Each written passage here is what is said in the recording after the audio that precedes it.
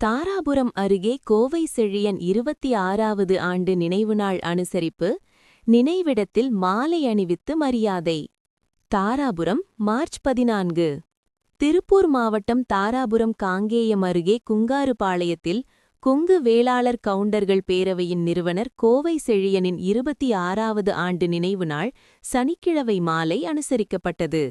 இதையொட்டி அவரது நினைவிடத்தில் கொங்கு தமிழர் எழுச்சி பேரவை நிறுவனத் தலைவர் சங்கர் தலைமையில் மாலை அணிவித்து மரியாதை செலுத்தப்பட்டது. இந்த நிகழ்ச்சியில் மாநில துணைத் தலைவர் கே. ரங்கசாமி, திருப்பூர் மாவட்ட செயலாளர் துரை கதிரவேல், திருப்பூர் மாவட்ட தலைவர் சிவநாதன், சேலம் மாவட்ட செயலாளர் ஆர். செல்லப்பன், ஈரோடு மாவட்ட பொறுப்பாளர் பிரசாத், கோவை மாவட்ட தலைவர் ரவிக்குமார், செயலாளர் கொங்கு ரமேஷ், சேலம் மாவட்ட மகளிரணி செயலாளர் செல்விக்குமார், மகளிரணி நிர்வாகி சந்தியா உள்ளிட்ட பலர் கலந்து கொண்டு மரியாதை செலுத்தினர். அதனைத் தொடர்ந்து தாராபுரம் காங்கேயம் சாலையிலுள்ள தனியார் அரங்கில் கொங்கு தமிழர் எழுச்சி பேரவை சார்பில் செயல்வீரர் கூட்டம் நடைபெற்றது. கூட்டத்தில் பேசிய நிறுவன தலைவர் சங்கர், 2026ஆம் ஆண்டு நடைபெறவுள்ள தமிழக சட்டமன்ற தேர்தலில் அதிமுக பொதுச் செயலாளர் எடப்பாடி கே. பழனிசாமியை முதலமைச்சராக ஆதரிக்கும் வகையில் தீர்மானம் நிறைவேற்றப்பட்டுள்ளதாக தெரிவித்தார். மேலும் 234 தொகுதிகளிலும் அதிமுகவிற்கு ஆதரவாக கொங்கு தமிழர் எழுச்சி பேரவை சார்பில் பிரச்சாரம் மேற்கொள்ளப்படும் என்றும் கூறினார். மேலும் தமிழ்நாடு கொங்கு இளைஞர் பேரவை நிறுவனத் தலைவர் உ. தனியரசு திமுகவுடன் கூட்டணியில் இணைந்துள்ளதாகவும் இது கொங்கு மக்களுக்கு துரோகம் எனவும் அவர் குற்றம் சாட்டினார். தனியரசு போட்டியிடும் தொகுதியில் அவருக்கு எதிராக கொங்கு தமிழர் எழுச்சி பேரவை பிரச்சாரம் மேற்கொள்ளும் என்றும் தெரிவித்தார். கோவை செழியன் குறித்து அவர் பேசும்போது, கொங்கு மண்டலத்தின் முக்கிய அரசியல் தலைவராகவும் திரைப்பட தயாரிப்பாளராகவும் அவர் அறியப்பட்டவர் என்றார். காங்கேயம் சட்டமன்ற தொகுதியிலிருந்து தேர்ந்தெடுக்கப்பட்டு தமிழக சட்டப்பேரவையின் துணை சபாநாயகராகவும் பணியாற்றியுள்ளார்.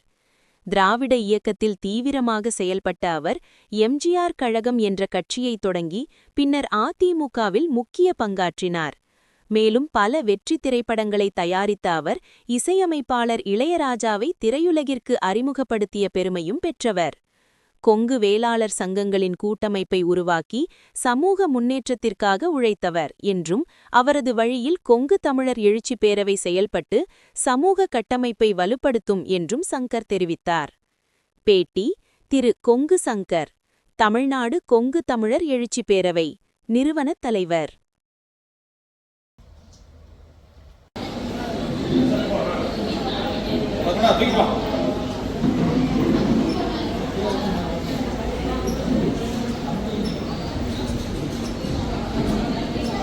இங்கு வருகை வந்துள்ள அனைத்து உறவுகளும் உங்கள் கரகோசையை எழுப்பி ஆதரவு தெரிவிக்குமாறு கேட்டுக்கொள்கிறோம்.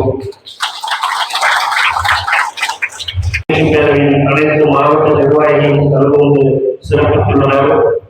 இதற்கு வருகை வந்துள்ள அனைத்து மாவட்ட நிர்வாகிகளுக்கும் ஒன்றிய பொறுப்பாளர்களுக்கும் மற்றும் வருகை வந்துள்ள மகளிரணி உறவுகள் அனைவருக்கும் கொங்குதமிழர் எழுச்சி பேரவையின் சார்பில் அவர்களின் 26ஆம் ஆண்டு வீர வணக்க நாள் நிகழ்வு, கொங்குதமிழர் எழுச்சி பேரவையின் 5ஆம் ஆண்டு ஐயா அவர்களுக்கு இந்த கூட்டத்தில் அனைத்து இந்திய அண்ணா திராவிட முன்னேற்ற கழகத்தின் பொதுச் செயலாளரும் எதிர்கட்சி தலைவர் புரட்சி தலைவர் ஐயா எடப்பாடியார் ஐயா கோவை ஜெயலலிதாவுடைய 26ஆம் ஆண்டு நிகழ்வுகளுக்கு நாம் இங்கு முதற்போர்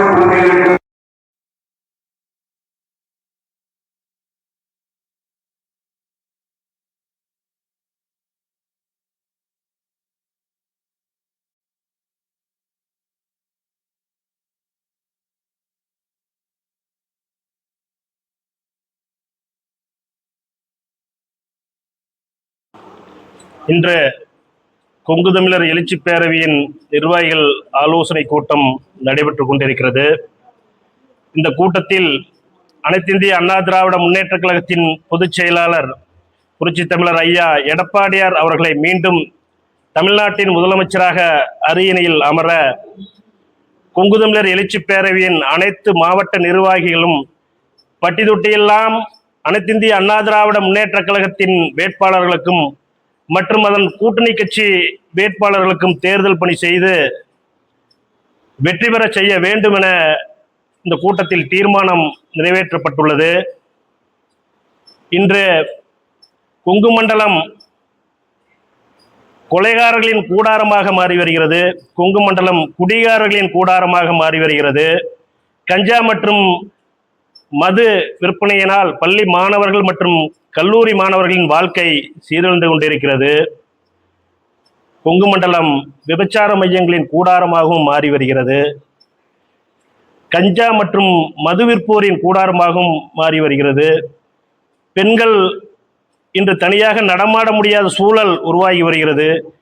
எங்கு பார்த்தாலும் பெண்கள் பாலியல் தொல்லை அதிகரித்துக் கொண்டே வருகிறது. இந்த நிலை மாற வேண்டுமென்றால் புரட்சி தமிழர் ஐயா எடப்பாடியார் அவர்கள் ஆட்சி மீண்டும் தமிழ்நாட்டில் மலர வேண்டும். அதற்கு கொங்கு தமிழர் எழுச்சி பேரவை அனைத்து தொகுதிகளிலும் தேர்தல் பணி செய்யும். களமாடும் என்பதை தெரிவித்துக் கொள்கிறோம்.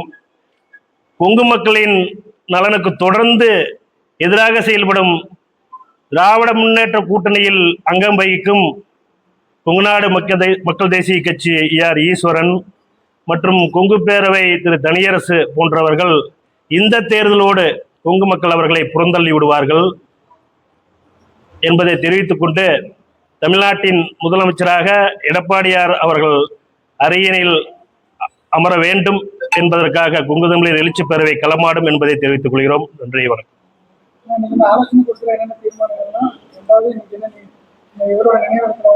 இன்று அமரர் ஐயா கோவை செழியன் அவர்கள் 26ஆம் ஆண்டு நினைவு நாள் நிகழ்ச்சி, கொங்கு தமிழர் எழுச்சி பேரவையின் சார்பாக 5ஆம் ஆண்டு நிகழ்ச்சி இன்று ஐயா அவர்கள் மணிமண்டபத்துக்கு சென்று அனைத்து மாவட்ட நிர்வாகிகள் சென்று மலர்வளை வைத்து அஞ்சலி செலுத்தியிருக்கிறோம்.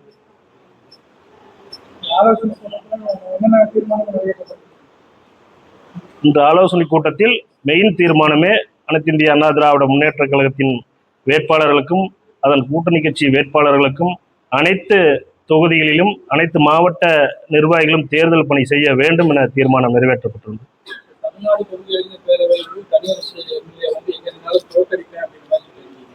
கண்டிப்பா இந்த கொங்கு மக்களுக்குன்னு அமைப்பு ஆரம்பிச்சு அவர் மட்டுமே வளர்ந்திருக்காரு. இது வரைக்கும் இந்த கொங்கு மக்கள் நலனுக்காகவோ இந்த மக்களுக்காக எந்த போராட்டமும் செஞ்சிருக்க மாட்டாருங்க. அவர் மட்டுமே தன்னை வளர்த்திருக்காரு. இன்னைக்கு பாத்தீங்கன்னா அவர் மக்கள் புறந்தள்ளி விட்டாரு. போன ட்ரிப் இதே காங்கேயத்துல 5 வருஷம் சட்டமன்ற உறுப்பினர், உங்களுக்கு எல்லாம் தெரியும். இதே இங்க இருக்கிற மக்களை கேட்டீங்கன்னா தெரியும். அன்னைக்கு சட்டமன்ற உறுப்பினர் ஆனதா சரி திருப்பி போய் தாரா அவர் வீட்டுல படுத்திருப்பார். இந்த ட்ரிப் அதே மாரி தான். அவர் எங்க சட்டமன்ற உறுப்பினர் போட்டி ஓடுவார், இந்த தேர்தலுக்கு மட்டும்தான் வருவார். ஒண்ணுமில்ல, இந்த ஐயா நிகழ்ச்சி நாங்கள் இது வரைக்கும் 5 ஆண்டவா பண்ணிட்டு இருக்கிறோம். சுவரொட்டியெல்லாம் ஒட்டுவோம். இந்த தேர்தலுக்கோசரம் வந்து தனியரசு இன்னைக்கு சுவரொட்டி ஒட்டியிருக்காரு இதே காங்கேயம் பகுதியில். அதுவும் எங்க போஸ்ட்லாம் மறைச்சு ஒட்டியிருக்காரு வேணும்னே. நைட்டு இந்த போஸ்ட் ஓட்டுறது சுவரொட்டி ஓட்டுறதுக்கு தனியரசே நைட் வந்திருக்காரு. போஸ்ட் ஓட்டக்காடு ஆள் இல்லாத அமைப்பு எதுன்னா தனியரசு அமைப்பு தான். அந்த அமைப்பு திமுக கூட்டணியில் கொண்டு போய் சேர்த்திருக்காங்கன்னா திமுக எவ்வளவு பலவனையும் எவ்வளவு வீக்கா இருக்குன்னு நீங்களே புரிஞ்சுக்கலாம். தனியரசு போன்றவர்கள்லாம் திமுக கூட்டணியில் வச்சிருக்குன்னா தனியரசுடைய நிலைமையே இப்ப யாரும் 2 பேர் 3 பேர் கூட இல்லை. சொந்த சகோதரர் ஓட்டு போட மாட்டாங்க தனியரசு. தாராபுரத்துல அவருடைய சகோதரர்கள் அண்ணன் தம்பி 2 பேர் இருக்கிறாங்க. தனியரசுக்கு ஓட்டு போட மாட்டாங்க. இதுதான் தனியரசு நிலைமை. தனியரசுல திமுக கூட்டணியில திமுக சேர்த்தி இருக்குது அப்படின்னா திமுக பலம் இழந்து விட்டது, தோல்வி பயம் வந்து விட்டது.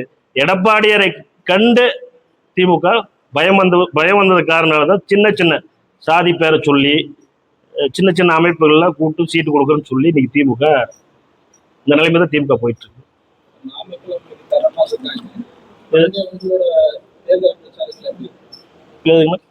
நமக்கு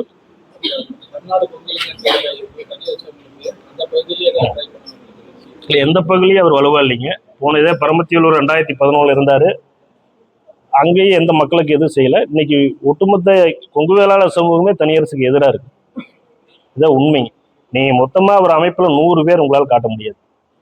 நான் எல்லா மாவட்ட நிர்வாகிகளும் இந்த ஐயா நிகழ்ச்சிக்கே வந்திருக்காங்க. நீ அவருடைய மாவட்ட நிர்வாகிகள்னு சொல்லவே முடியாது. எந்த மாவட்டத்திலேயே அலுவலகம் இல்லை. இப்போ எங்களுக்கு தலைமை ஆபீஸ் இருக்குது, மாவட்ட நிர்வாகம் இருக்குது. இன்னைக்கு கோயம்புத்தூர்ல எனக்கு தலைமை ஆபீஸ் இருக்குது, மாநில பொறுப்பு இருக்குது, மாநில பொறுப்பு மாவட்ட பொறுப்பு எல்லாம் இருக்குது. நீங்க எங்கேயாச்சும் ஒரு நிகழ்ச்சியில் அவர் காட்ட சொல்லுங்க. சும்மா அந்த பேரு லெட்டர்பாடு வச்சுட்டு ஊட்டிட்டு இருக்காரு. இந்த தேர்தலாட மக்கள் புறந்தள்ளி விடுவார்கள். கொங்கு மக்கள் தனியரசுக்கு சரியான பதிலடி இந்த தேர்தலில் கொடுப்போம். அவர் எந்த தொகுதியில் நின்றாலும் எங்க அமைப்பு சார்பா தேர்தல் களமாடுவோம். அவரை வெற்றி ஒரு 500 ஓட்டுக்காடு வாங்குறதுக்குள்ள வேலையை நாங்கள் செய்வோம். கொங்கு தமிழர் எழுச்சி பேரவை தனியரசு எந்த தொகுதியில் போட்டியிட்டாலும் அந்த தொகுதியில் தேர்தல் பணி செய்வோம். தனியரசுக்கு 1000 ஓட்டுக்காடு உழுவாது அந்த வேலையை செய்வோம்.